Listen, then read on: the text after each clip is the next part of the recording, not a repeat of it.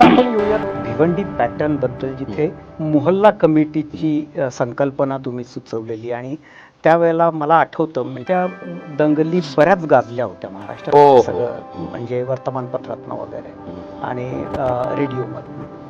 तर ती भयंकर दंगल ज्या वेळेला झाली आणि पहिल्या पोस्टिंगचा हा अनुभव तुमच्या मागे होता, तर त्यावेळेला काय नेमके विचार आले? परंतु हा भिवंडीचा प्रयोग तो अगदी वेगळ्या धर्तीवरचा वगैरे.